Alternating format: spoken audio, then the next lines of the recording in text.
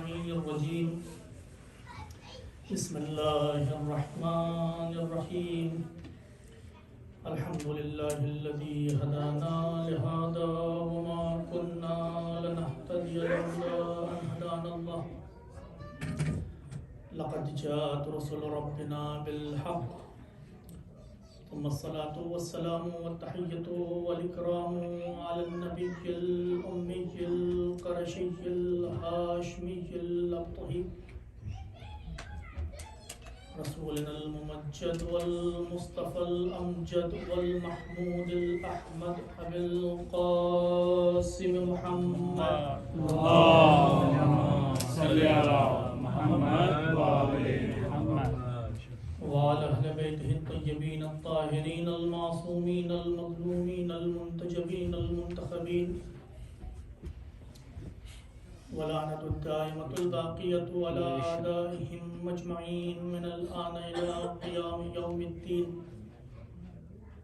أما بعد فقد قال الله الحكيم في كتابه الكريم وهو أصدق الصادقين وقوله الحق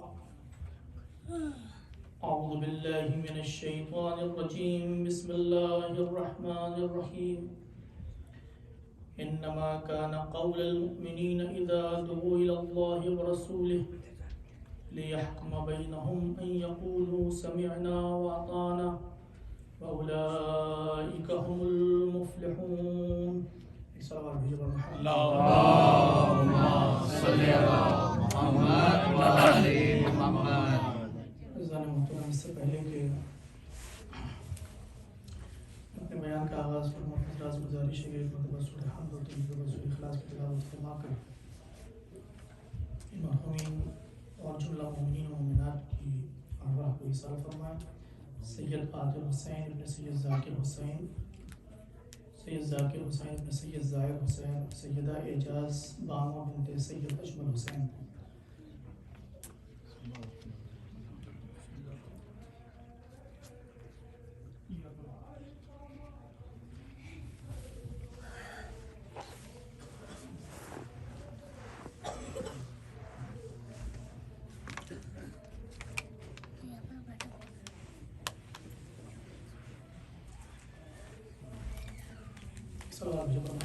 اللهم صل على محمد وآل محمد.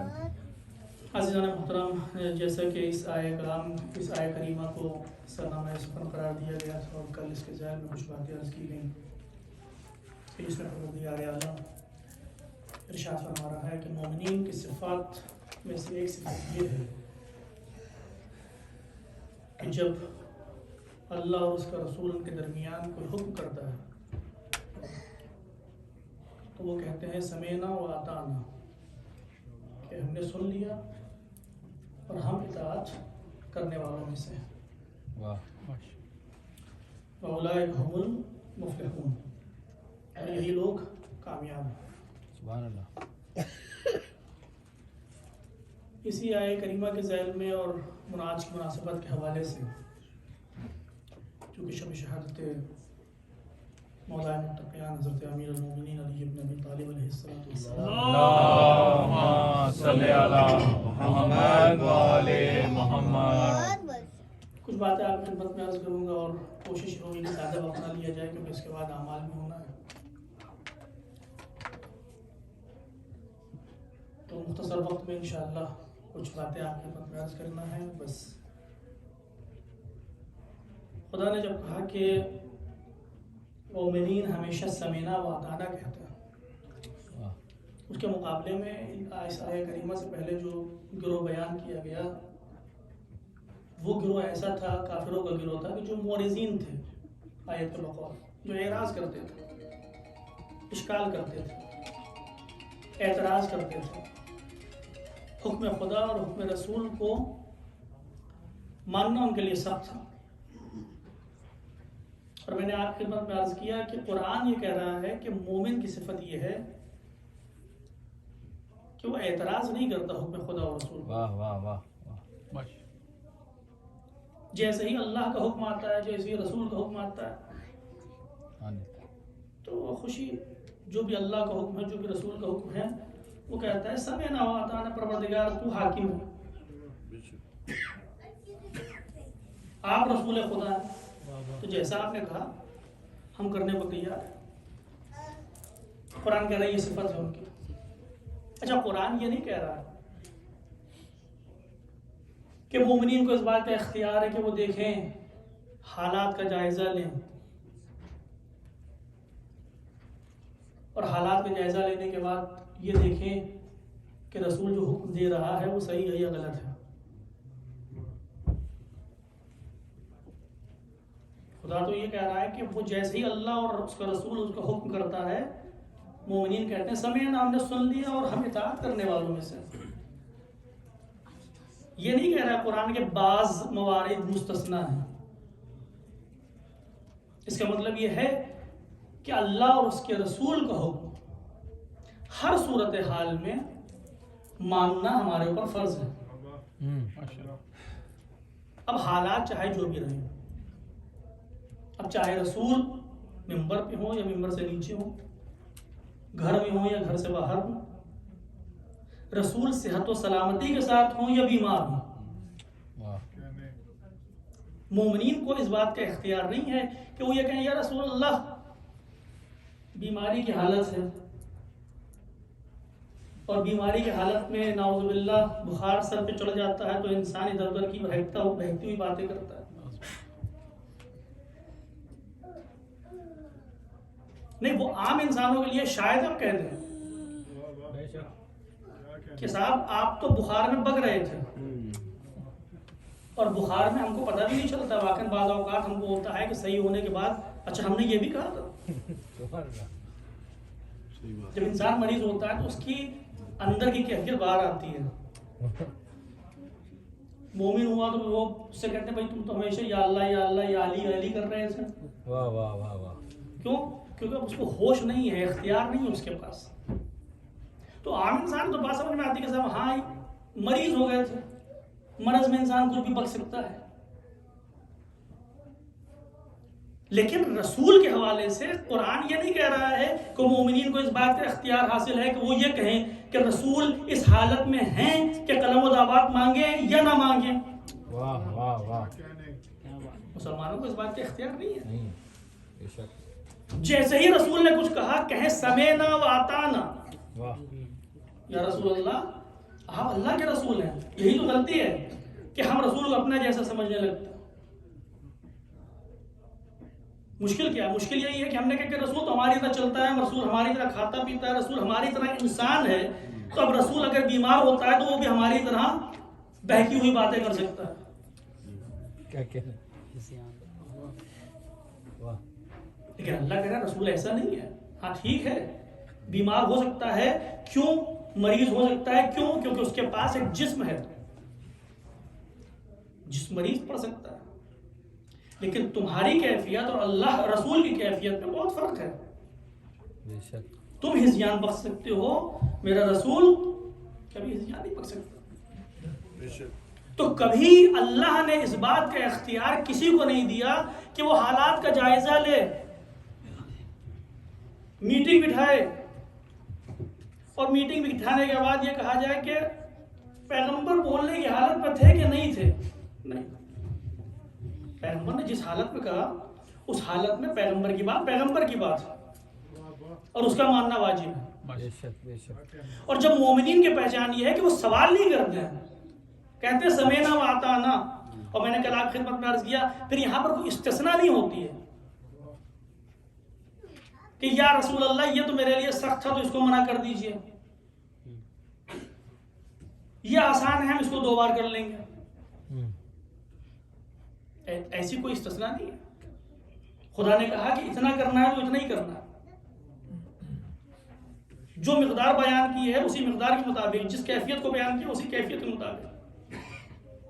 پھر کسی کو اس بات کا اختیار نہیں ہے کہ وہ کم زیادہ کر سکے۔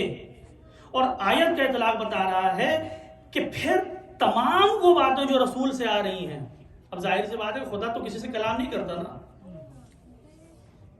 موسیٰ کے علاوہ کون ہے کہ جس سے خدا نے ڈائریکٹ کلام کیا؟ موسیٰ سے بھی جب گفتگو کی تو درخت میں آواز پیدا کی۔ تو خدا تو کسی سے ڈائریکٹ کلام نہیں کرتا اپنے رسول کے علاوہ، اور رسول سے بھی کبھی وحی مستقیم ہوا کرتی تھی، وہ کبھی کسی فرشتے وحی کے ذریعے. تو اللہ جب کہہ رہا ہے کہ اللہ اور اس کا رسول حکم کر دیتا ہے تو بات آج گھوم پھر کر وہیں رسول پر آ جاتی ہے. تو مطلب یہ ہوا کہ رسول جو کچھ پہنچا رہا ہے وہ اللہ کی طرف سے ہے، اور اس کو ماننا ضروری ہے. بے شک. اس کو ماننا ضروری ہے. میں نے کل آپ کی خدمت میں کیا عرض کیا، آج اسی بات کو میں آگے لے جانا چاہ رہا ہوں کہ محبت علی کو پیغمبر اسلام نے نشانہ ایمان بتایا. محبت علی کو پیغمبر اسلام نے مومن کی نشانی بتائی. اس جہرتی جامعہ میں کیا پڑھتے ہیں؟ مولا فرماتے ہیں کہ ہماری وجہ سے، ہماری محبت کی وجہ سے تمہاری نمازیں قبول ہوتی ہیں، اعمال قبول ہوتے ہیں ہماری وجہ سے. بلکہ اس کے آگے فرماتے ہیں، کہتے ہیں کہ نماز ہماری وجہ سے، روزہ ہماری وجہ سے، زکوٰۃ ہماری وجہ سے، ارکان حج ہماری وجہ سے، ہم ہیں. تو اگر پیغمبر کی ہر بات ماننا ضروری ہے تو اس کا مطلب یہ ہے کہ اگر پیغمبر نے کہا کہ یا علی حبک و ایمان و بغضک کفر و نفاق، یا علی لا یحبک الا مومن ولا یبغضک الا کافر، تو یہ کہیں آسمان سے تو نہیں آیا، آسمانی سے آیا ہے، مطلب پیغمبر اسلام کے ذریعے پہنچا ہے نا، کہیں دوسری طرف سے تو نہیں آیا. پیغمبر اسلام نے بیان کیا ہے کہ علی تمہاری محبت ایمان ہے. تو جب علی تمہاری محبت ایمان ہے، اس کا مطلب یہ ہے کہ محبت علی وہ فیصلہ ہے جو قدرت نے کیا ہے. تو اب یہاں پر آ کر مسلمان یہ نہیں کہہ سکتے کہ صاحب ہم ہر چیز تو مانیں گے لیکن محبت علی کو نہیں مانیں گے، محبت علی کی ضرورت کو تسلیم نہیں کریں گے، محبت علی کو اپنے دل میں جگہ نہیں دیں گے، کیونکہ اختیاری نہیں ہے. اللہ نے جیسے ہی فیصلہ دیا، پیغمبر نے جیسے ہی بیان کیا، سمینا و اطانا کی منزل میں آ کر انسان پر ضروری ہے کہ اس کو مانے. مولا کائنات کی ذات ہی ایسی ہے. آپ تصور کیجئے کہ قرآن کی کتنی آیتیں ایسی ہیں کہ اگر علی کی ذات اس کائنات میں نہ ہوتی تو قابل تفسیر نہ ہوتی. انما ولیکم اللہ ورسولہ والذین آمنوا الذین یقیمون الصلاۃ ویؤتون الزکاۃ وهم راکعون. علی کو ہٹا دیجیے، آیت کی تفسیر نہیں ملے گی. اما یتساءلون عن النبأ العظیم الذی هم فیہ مختلفون، علی کو ہٹا دیجیے، قرآن میں کی آیت بے معنی ہو جائے گی. قل تعالوا ندعو ابناءنا وابناءکم ونساءنا ونساءکم، علی کو ہٹا دیجیے، آیت بے معنی ہو جائے گی. کتنی آیتیں ایسی ہیں. علی کی ذات وہ ہے کہ جس کی وجہ سے قرآن کامل ہو رہا ہے. ماشاءاللہ، سبحان اللہ. الیوم اکملت لکم دینکم واتممت علیکم نعمتی. اللہ جب فرما رہا ہے کہ میں نے آج دین کو تمام کیا، کیوں؟ کیونکہ محبت علی کی نوید سنائی گئی. ماشاءاللہ. اگر علی نہ ہوتے تو دین تمام نہ ہوتا، قرآن کامل نہ ہوتا. آج مسلمان ڈھونڈ رہے ہوتے کہ بھائی وہ کون ہے کہ جو حالت رکوع میں زکوٰۃ دیتا ہے. علی کی ذات وہ ہے کہ جس کے بغیر دین کامل نہیں. اچھا ایک چیز میں آپ کی خدمت میں عرض کروں، قرآن کیا کہہ رہا ہے؟ انما ولیکم اللہ. بھی میں نے قرآن کی آیت کی تلاوت کی. اللہ تمہارا ولی ہے، اس کا رسول تمہارا ولی ہے، اور وہ لوگ ولی ہیں کہ جو آپ ایمان لاتے ہیں، نماز قائم کرتے ہیں اور حالت رکوع میں زکوٰۃ دیتے ہیں. یہ آیہ ولایت ہے، اس سے ہم مولا کائنات کی ولایت، اہل بیت اطہار کی ولایت بھی ثابت کرتے ہیں. عظمت امیر المومنین بلند تر صلوات. اللہم صلی علی محمد و آل محمد. ارے دیگر صلوات. اللہم صلی علی محمد و آل محمد. دیکھیں ایک ظریف فرق کی طرف آپ کے ذہنوں کو لے کے جانا چاہتا ہوں. آیت کیا کہہ رہی ہے؟ آیت یہ کہہ رہی ہے کہ اللہ ولی ہے تمہارا، رسول تمہارا ولی ہے، اور وہ افراد تمہارے ولی. وہ افراد کون ہیں؟ ہم وہ آیت کے پورے جملے لے کے جائیں گے. مولا کائنات کا نام لے رہے ہیں. ٹھیک ہے، علی تمہارے ولی ہے. کیا ہوتا ہے، ایک مثال میں آپ کی خدمت میں عرض کرتا چلوں. پرانے زمانے میں گورنر بنائے جاتے تھے. گورنر،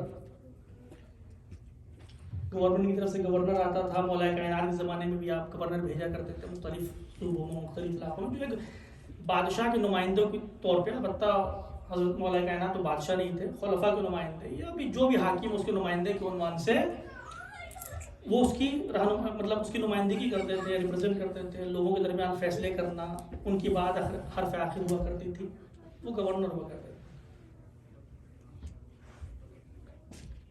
اگر کوئی گورنر ہمارے پر بٹھایا جائے، گورنر بھیج دیا جائے گورنمنٹ کی طرف سے، ہماری ذمہ داری کیا ہوگی؟ ہماری ذمہ داری کیا ہوگی؟ ہماری ذمہ داری ہوگی کہ اس کی بات کو مانے. اگر بات نہیں مانی تو کیا ہوگا؟ حکم کے خلاف ورزی، قانون توڑا گیا ہے. جب قانون توڑا گیا ہے تو سزا کے مستحق ہو. ایسا ہے نا؟ لیکن جو گورنر صاحب آئے تھے وہ ہم کو اچھے نہیں لگتے، پسند نہیں ہے. کیا ضروری ہے کہ ہم کو پسند بھی ہو؟ پسند ہونا تو ضروری نہیں نا. ہم کو پسند نہیں ہے، ہم کسی سے کہہ بھی نہیں رہے. اور جب پسند نہیں ہے لیکن ان کی بات ہم مان رہے ہیں، ان کی اطاعت کر رہے ہیں کیونکہ وہ گورنر ہیں، تو کسی سزا کے مستحق بھی ہم نہیں ہوں گے. وہ گورنر صاحب میرے دل کے اندر جھانک کے تو دیکھنے والے نہیں کہ پسند کرتا ہے کہ نہیں پسند کرتا، کیونکہ جیسے ہی سامنے جاتے ہیں ارے حضور سلام علیکم، کیا حال ہے، خیریت، لیکن دل ہی دل میں گالیاں دے رہے ہیں مثال کے طور پر. تو جب گورنر کو بٹھایا گیا تو ہمارے پر ضروری ہے کہ اطاعت کریں. کیوں؟ کیونکہ وہ گورنر ہے، اس کی اطاعت ضروری ہے. اگر اس سے سرپیچی کی، نافرمانی کی، تو پھر ہم کوئی نہ کوئی قانون توڑ رہے ہیں، سزا کے مستحق قرار پا رہے ہیں. لیکن اسی کے ساتھ ساتھ اس سے محبت یا اس سے نفرت کرنا ہمارے اختیار میں. اللہ ہمارا ولی ہے، رسول ہمارا ولی ہے، ائمہ اطہار ہمارے ولی، ہمارے سے ہمارے نہیں، تمام کائنات کے، تمام انسانوں کے. اس کا مطلب کیا ہے؟ اس کا مطلب یہ ہے کہ ان کے پاس ولایت ہے. ولایت ہونے کا مطلب کیا ہے؟ ولایت ہونے کا مطلب یہ ہے کہ ہمیں ان کی ہر بات ماننا ہے. کس طرح سے؟ جس طرح سے ہم گورنر صاحب کی بات مانتے ہیں. جس طرح سے گورنر صاحب کی نافرمانی، حکم کی خلاف ورزی، قانون شکنی کے برابر تھی، ویسے ہی اللہ کی خلاف ورزی کر دی، اگر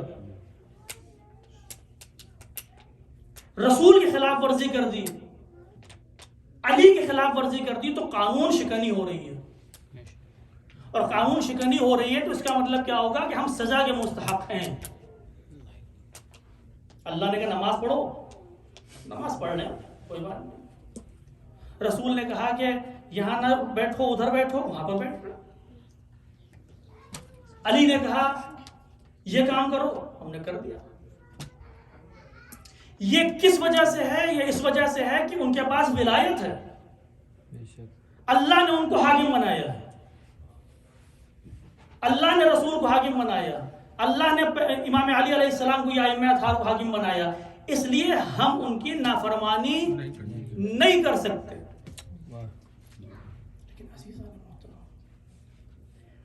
فرما بردار ہونا یا نافرمان ہونا نشان ایمان نہیں ہے.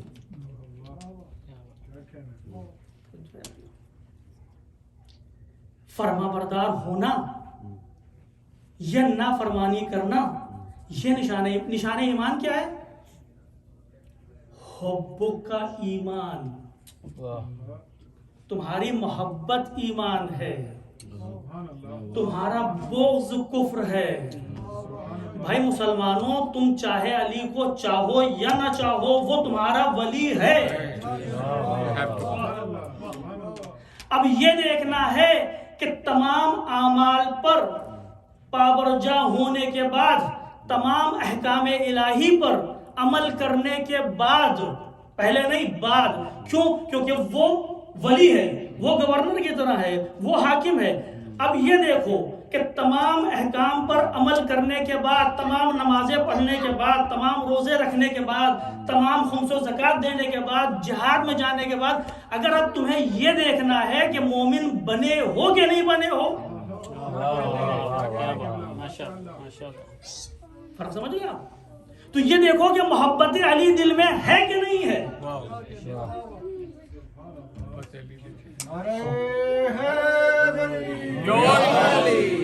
نعرہ حیدری یا علی یا علی یا علی مدد حق ہے۔ امیر مومنین بلند تر صلوات۔ اللہم صلی علی محمد و آل محمد۔ مجھے نہیں معلوم میں پہنچا سکا آپ تک باتوں کے نہیں۔ فرق ہے ولایت میں اور محبت میں۔ ولایت تو تمہارے اوپر ہے، چاہے مانو یا نہ مانو، لیکن محبت انسان کے دل میں ہوتی ہے۔ کیا کہنا؟ تو اگر ولایت کو ماننے اور نہ ماننے کا کوئی سوال نہیں ہے، وہ تو ماننا ہی ہے تم کو، وہ تو احکام پہ عمل کرنا ہی ہے، تو نماز پڑھنا ہی ہے تم کو، اس سے کہاں فرار ہے۔ لیکن ان تمام کے بعد یہ دیکھنا ہے کہ مومن بن پائے کہ نہیں بن پائے، تو دیکھو کہ محبت علی ہے کہ نہیں ہے۔ تو معیار ولایت کو تسلیم کر لینا نہیں ہے، ولایت تو واجب ہے،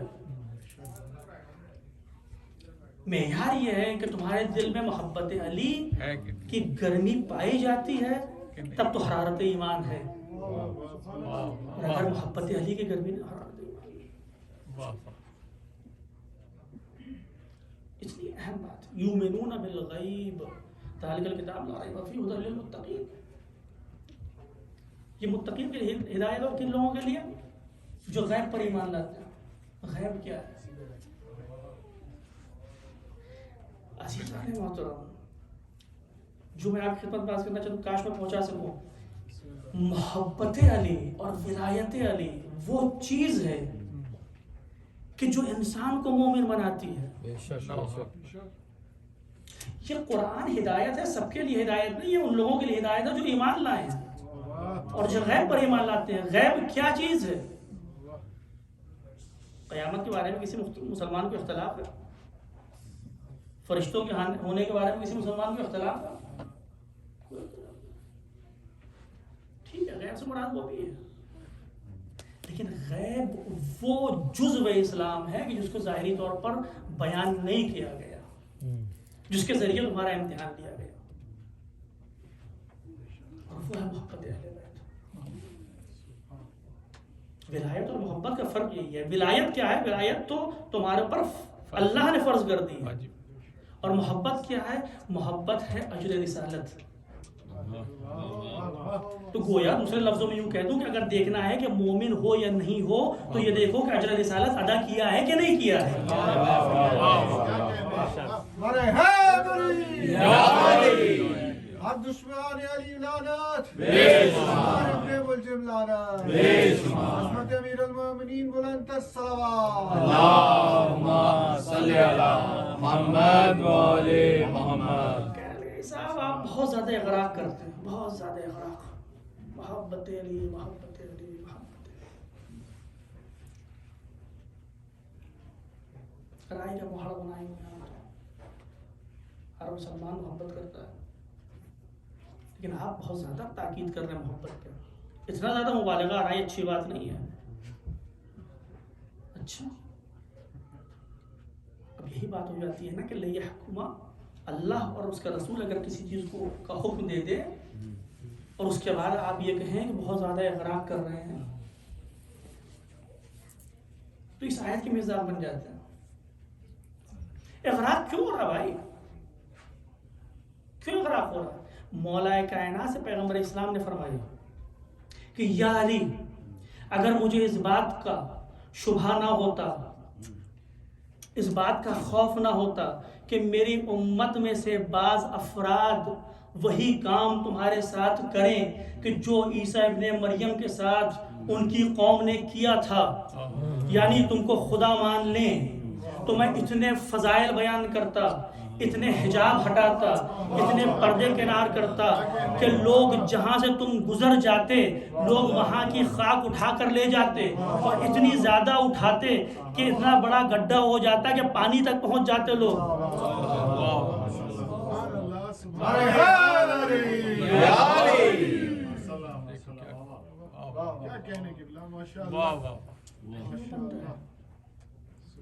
مجھے خوف ہے، اور پیغمبر اسلام نے تمام نہیں بیان کیے، اسی لیے تو کہا کہ علی کو کسی نے نہیں پہچانا سوائے میرے خدا اور خدا کے، نہیں بیان کیے۔ اس کے باوجود دیکھیے علی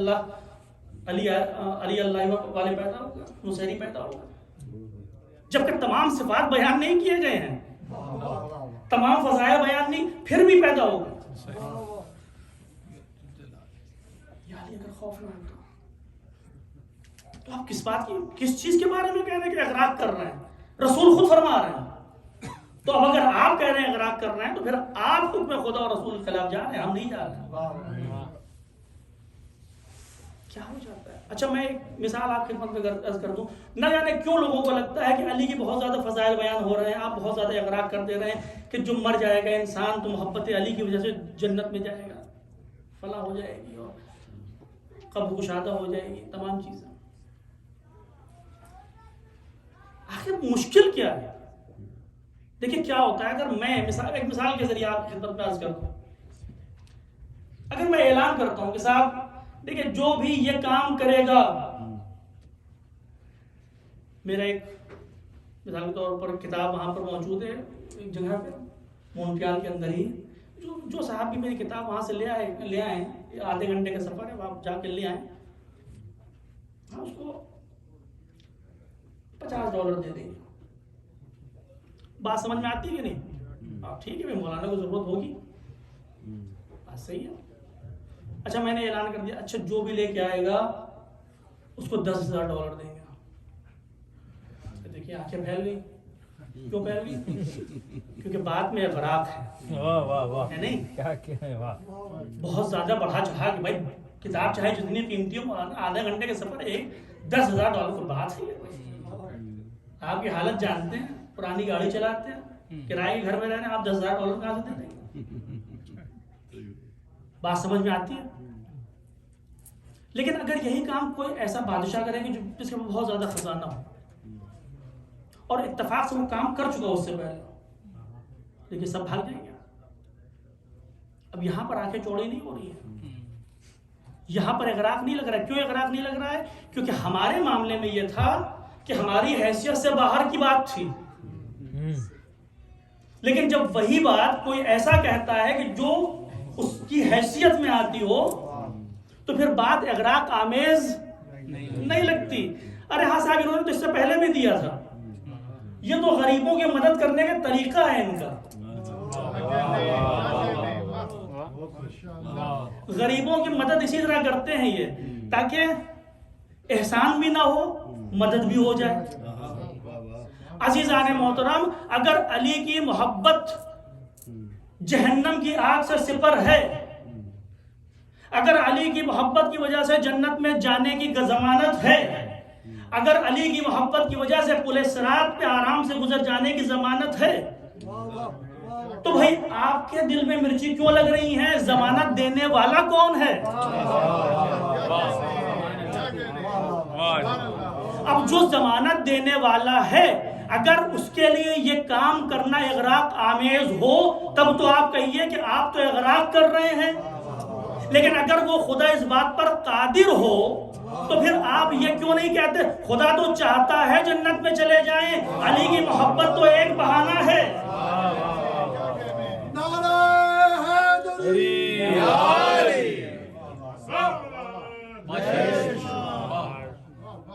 سبحان اللہ۔ مجھے حدیث غالباً 9ویں یا 10ویں امام سے، اور حدیث کا چونکہ مجھے مفہوم یاد ہے، صرف متن اس کا یاد نہیں، کافی عرصہ ہو گیا، لیکن اس کا مفہوم میں آپ خدمت میں عرض کر دے رہا ہوں کہ امام نے فرمایا کہ اگر محبت علی تمہارے دل میں ہے تو پھر روز قیامت جہنم کا خوف تمہارے دل میں نہیں ہونا چاہیے۔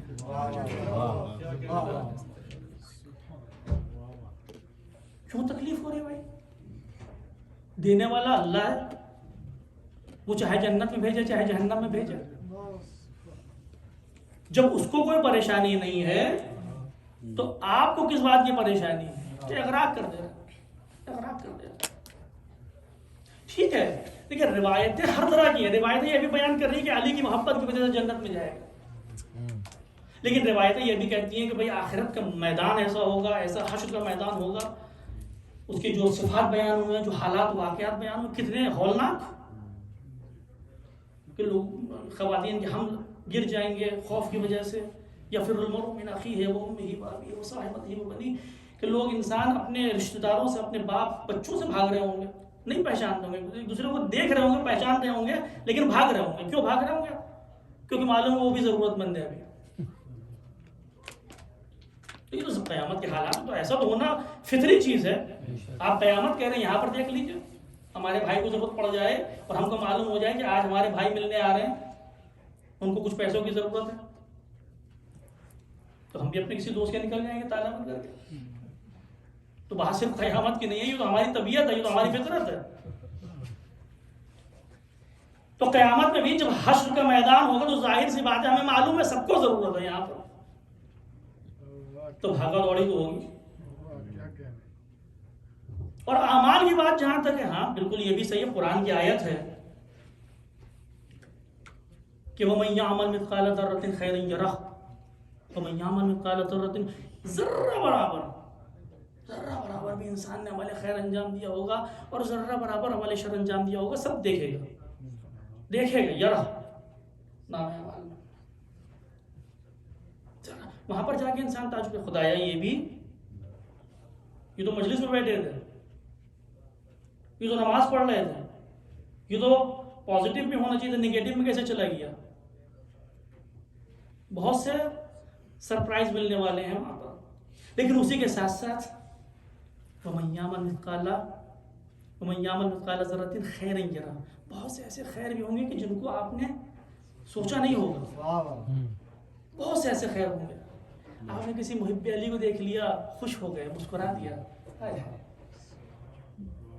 ایسی چھوٹی چھوٹی باتوں سے انسان, علامہ ایک سلوات بھیجے پر محمد والے اللہم صلی علی محمد والے محمد. شاید یہ واقعہ میں یہاں پر اس سے پہلے بیان کر چکا علامہ مجلسی کا, یا کہیں بیان کیا تھا, بات چونکہ چل رہی ہے قیامت کی.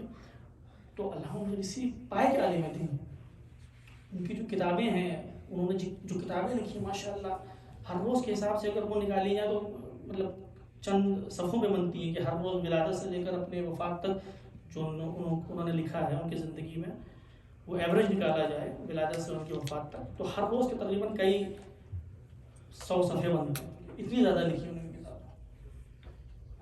ان کا جب انتقال ہوا تھا تو پھر وہ آئے تھے اپنے زوجہ کے خواب میں, بھائی آپ کو تو بہت مزے ہوں گے, نام تو سنا ہوگا علامہ مجلسی, سب بھی سنے ہوں گے. کہا کہ نہیں, یہ سب بہت سخت ہے. قیامت کی بات نہیں ہو رہی, قبر کی بات ہو رہی ہے, ابھی قیامت میں تو پہنچے ہی نہیں ہے کوئی. کہا حساب بہت سخت ہے. ہر چیز کے بارے میں ان سے پوچھا گیا, تم نے یہ جو لکھا ہے کس لیے لکھا ہے, کس نیت سے لکھا ہے.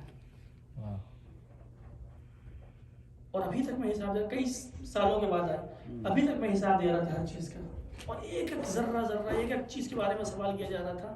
کہ پھر اتنی کتابیں آپ نے لکھی, مولا کائنات کے فضائل, مولا کائنات کے مجالس تمام, کہ ہر چیز کے بارے میں سوال کیا گیا.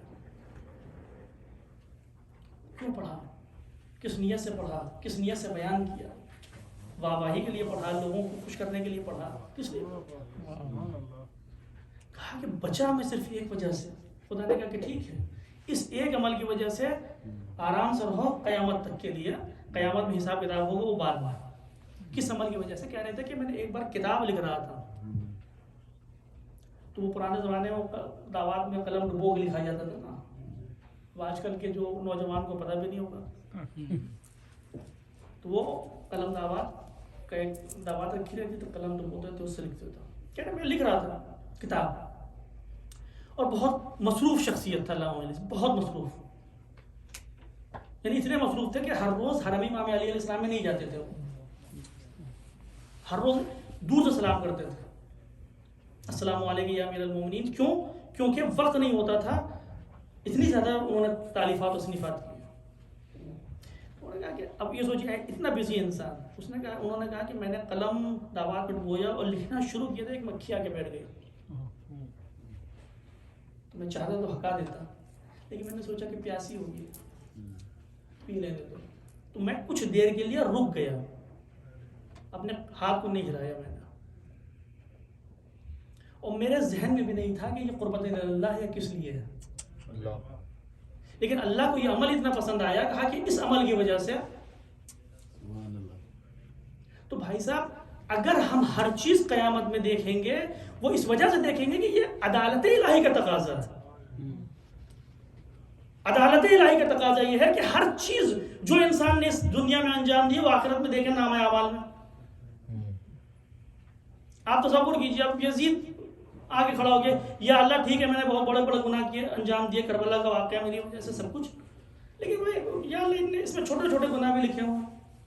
اگر آپ فرض کیجیے خدا ہمارے چھوٹے گناہوں کو معاف کرتے ہیں، ارے اچھا آدمی ہے، چلو غلطی سے ہو گیا، نامہ اعمال میں ذکر نہیں ہوا. تو یزید آگے کہ یہ چھوٹے والے تو میرے میں بھی ہیں، اس والے میں نہیں، اس نے بھی تو وہی کیا تھا. تو عدالت الہی کیا کہتی ہے؟ چاہے جو بھی ہو، جو کچھ بھی کیا ہو، اس کا نامہ اعمال میں. تو عدالت الہی کا تقاضا ہے کہ ہر چیز نامہ عمل میں ہو. لیکن عزیزوں یہ عدالت ہے، یہ خدا کی عدالت ہے. اور معصوم یہ بھی کہتے ہیں کہ اگر عدالت کی بنیاد پر خدا جنت و جہنم کا فیصلہ کرے گا تو جنت میں سناٹا ہوگا. روایتیں یہ بھی بیان کرتی ہیں اللہ جنت و جہنم کا فیصلہ اپنی رحمت کی بنیاد پر کرے گا. نامہ اعمال میں اعمال کا ہونا یہ عدالت کا تقاضا تھا، لیکن جنت و جہنم میں جانا یہ اللہ کی رحمت کا تقاضا ہوگا. اور اگر اللہ کی رحمت نہ ہوتی تو کوئی انسان اپنے اعمال کی وجہ سے جنت تک نہیں جا سکتا. تو جب جنت میں جانا اللہ کی رحمت کی وجہ سے ہوگا، اور خدا کسی کو وسیلہ رحمت بنا کر یہ کہہ رہا ہو کہ اگر تمہاری محبت اس کے دل میں ہوگی،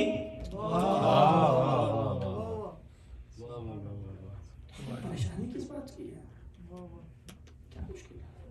علی کی ذات ایسی ہے، علی کی ذات ایسی ہے. حب کا ایمان. ابھی میں یہ وقت بہت زیادہ ہو رہا ہے، ایک سوال بھیجو پر محمد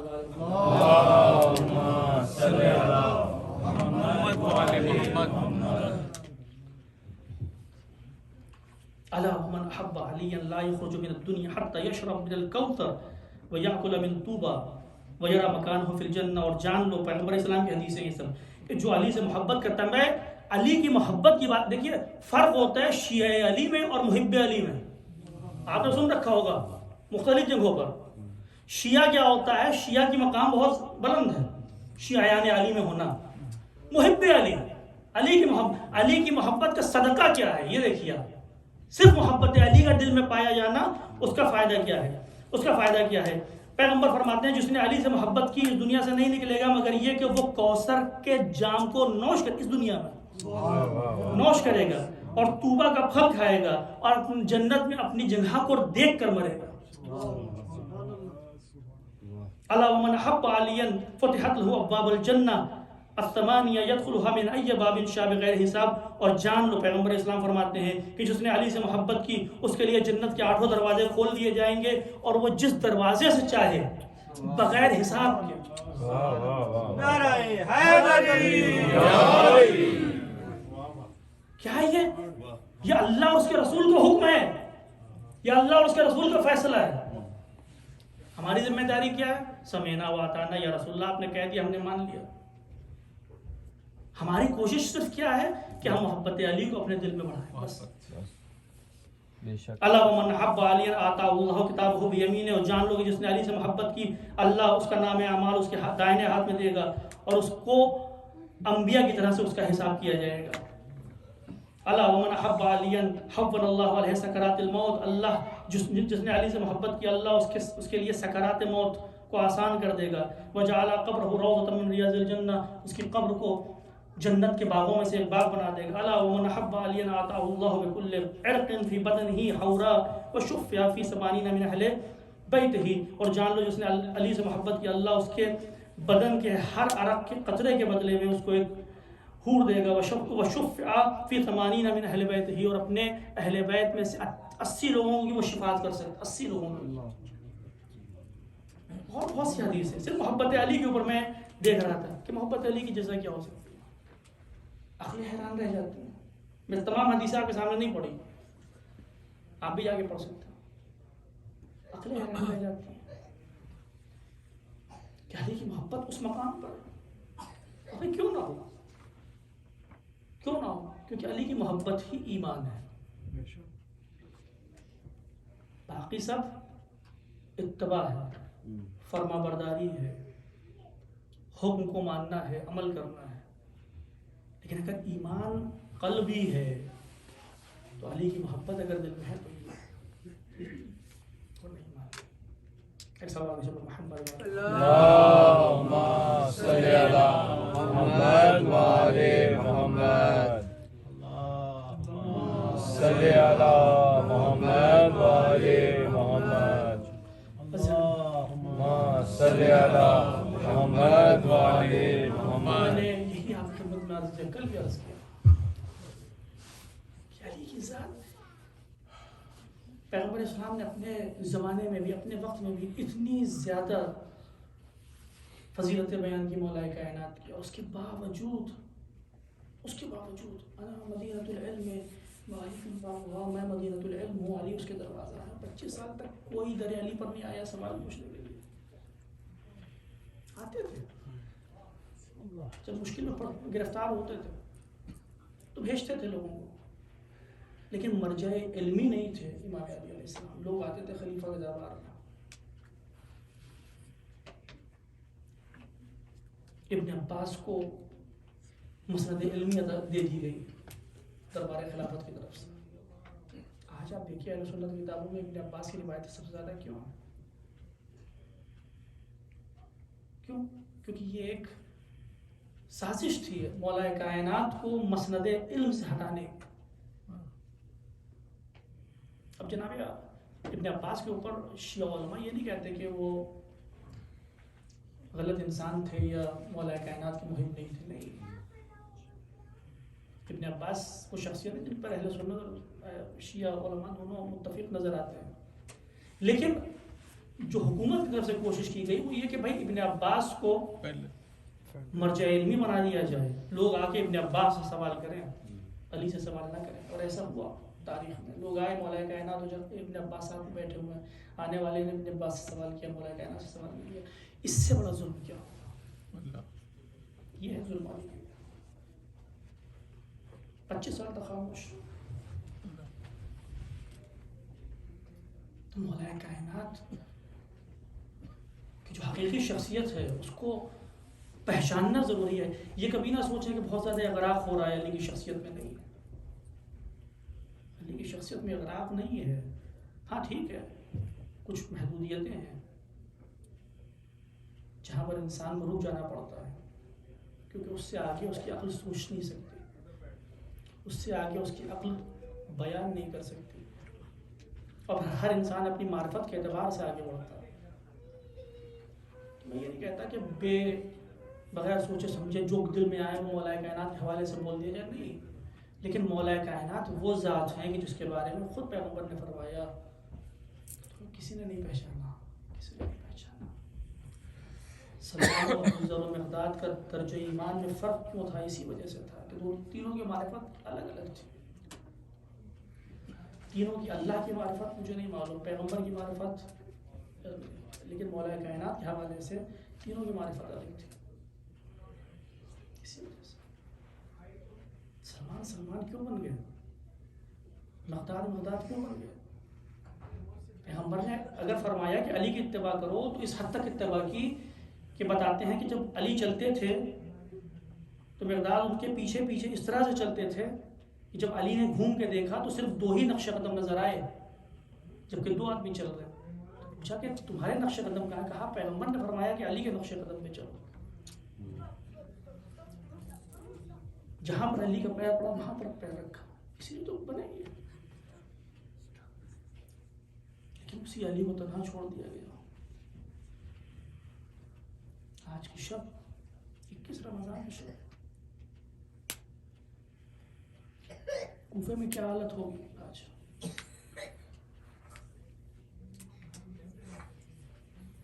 کوفے کے یتیموں سے کوئی پوچھا علی اس دنیا سے رخصت ہو گیا. بیواؤں سے پوچھا کہ علی اس دنیا سے رخصت ہو گیا. فقیروں سے پوچھے کہ جن کے گھروں میں علی جا کر اناج پہنچایا کرتے تھے کہ علی رخصت ہو گیا. مقاتل لکھتے ہیں کہ مولا کائنات کے سر پر ضربت لگی اور منادی نے ندا دی ان ہدمت واللہ ارکان الہدا، ارکان ہدایت منہدم کر دیے گئے ہیں. ابن عم پیغمبر کو شہید کر دیا گیا ہے. تو علی کے سر پر اتنی کاری ضرب تھی کہ علی غشی کی حالت میں چلے گئے اور اس وقت بیدار ہوئے کہ جب امام حسن علیہ السلام کی آنکھوں سے گرتے ہوئے اشک میرے مولا کے چہرے پر پڑے تو ایک مرتبہ کیا دیکھتے ہیں کہ حسن جھکے ہوئے گریہ کر رہے ہیں. فرماتے ہیں بیٹا گریہ نہیں کرو، یہ گریہ کرنے کا وقت نہیں ہے، یہ شہادت ہے.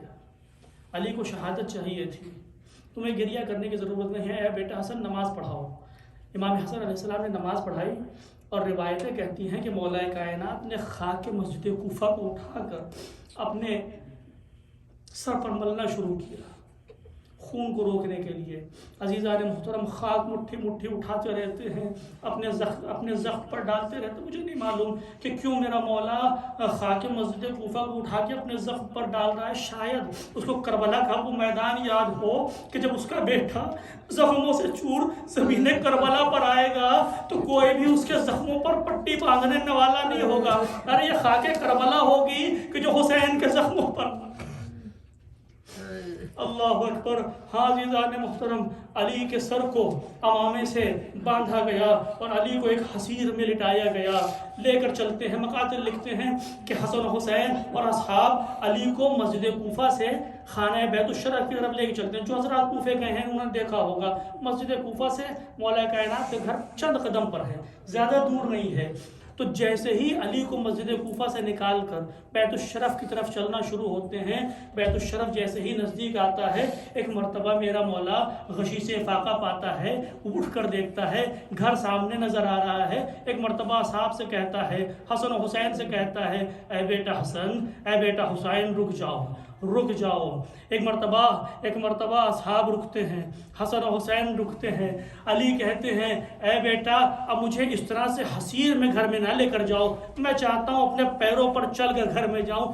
بابا ارے آپ زخمی ہیں، آپ کمزور ہیں، خون نکل چکا ہے، آپ اپنے پیروں سے کس طرح سے بیت الشرف میں جائیں گے؟ علی کہتے ہیں بیٹا مجھے معلوم ہے کمزوری ہے، خون بہہ چکا ہے، لیکن مجھے یہ بھی علم ہے ارے میرے گھر میں میری بیٹی زینب انتظار کر رہی ہے. ارے باپ اس طرح سے آئے گا تو میری بیٹی پر کیا گزرے گی. اللہ اکبر. مولا بیٹی کی اتنی تمنا ہے آپ کو، ارے اتنا خیال ہے کہ باپ کو حصیر میں لپٹا ہوا نہ دیکھے. یہی بیٹی تو ہوگی کہ جو 6 مہینے کے علی اصغر کے جنازے کو دیکھے گی. ارے یہی بیٹی تو ہوگی جو عباس کے کٹے ہوئے بازوؤں کو دیکھے گی. ارے یہی تو بیٹی تو ہوگی جو کربلا سے کوفہ سے شام ارے حسین کے سر کو نوکے نیزہ پر دیکھے گی. اجرکم اللہ. ہاں عزیزان محترم علی بیت الشرف میں جاتے ہیں. ایک مرتبہ زینب کو دیکھتے ہیں، آنکھوں سے آنسو جاری ہو جاتے ہیں. زینب کو اپنے پاس بلاتے ہیں. ارے روایتیں کہتی ہیں زینب کے بازوؤں کا بوسہ لیتے ہیں. اللہ اکبر. زینب کے بازوؤں کا بوسہ لیتے ہیں. علی ابھی سے کربلا کی تیاری کر رہے ہیں، زینب کے بازوؤں کا بوسہ لے رہے ہیں. ارے حسین بھی دیکھ رہے ہیں، عباس بھی دیکھ رہے ہیں. مولا ارے آپ کو ابھی سے مصائب کربلا یاد ہیں، لیکن آپ کے یہی شعر ہوں گے ارے زینب بے ردا ہوگی. اللہ اکبر. بس آخری جملے ہیں عزیز و مصائب کے. آخری جملے ہیں، روایتیں کہتی ہیں، کل بھی مجلس ہے، اس کے آگے میں انشاءاللہ کل پڑھوں گا، بس آخری جملے آپ کے حوالے کر رہا ہوں۔ عزیزان محترم، روایتیں کہتی ہیں کہ مولا کا حال وخیم سے وخیم تر ہوتا جا رہا ہے، چہرے کا رنگ متغیر ہو گیا ہے، زرد ہو گیا ہے۔ طبیب آتے ہیں، طبیب کہتے ہیں کہ علی اب زیادہ دن مہمان نہیں رہنے والے، علی اس دنیا سے رخصت ہونے والے ہیں۔ عزیزان محترم، مقادر لکھتے ہیں، طبیب کہتے ہیں کہ اس حالت میں علی کو دودھ پلایا جائے، دودھ پلایا جائے، اس سے شاید تھوڑا افاقہ ہو، درد میں کمی ہو۔ ہاں عزیزان محترم، علی کو دودھ پلایا جائے، یہ خبر کوفے میں پھیل جاتی ہے، کوفے میں پھیل جاتی ہے کہ علی کو دودھ کی ضرورت ہے، میرے مولا کی دوا دودھ ہے۔ بس عزیزان محترم، چند تھوڑا سا لمحہ گزرتا ہے، تھوڑا بہت گزرتا ہے۔ ایک مرتبہ مولا کائنات کے گھر کے دروازے پر دستک ہوتی ہے، امام حسن جاتے ہیں، امام حسن بیت الشرف کے دروازے کو کھولتے ہیں، کیا دیکھتے ہیں کہ کوفے کے چھوٹے سے چھوٹے یتیم بچے ارے بیت الشرف کے باہر ہاتھوں میں چھوٹے چھوٹے کوزے لیے ہوئے کھڑے ہیں۔ ارے مولا، ہم نے سنا ہے کہ میرے مولا کو دودھ کی ضرورت ہے، لو ہم اپنے حصے کا دودھ لے کر آئے ہیں۔ اللہ اکبر! ارے حسن کی آنکھوں سے آنسو جاری ہو جاتے ہیں، مولا کتنے خوش نصیب ہیں آپ، ارے آپ کو دودھ کی ضرورت پڑی، ارے کوفے کے یتیم آ گئے، ہاتھوں میں چھوٹے چھوٹے کوزے لے کر آ گئے، لیکن مولا ارے میدان کربلا میں بھی اس 6 مہینے کے بچے کو دودھ کی ضرورت ہوگی۔ ارے میرا مولا دامن پھیلا کے کہہ رہا ہوگا، ایک قطرہ آپ کا سوال ہے، ارے کوئی دودھ دینے والا نہ ہوگا، ارے ہرملا ہوگا، 3 بھار کا تیر ہوگا، ارے بچہ ہوگا، باپ کے ہاتھوں پر منقلب ہوگا۔ الا لعنت اللہ علی القوم الظالمین، سیعلم الذین ظلموا ای منقلب ینقلبون۔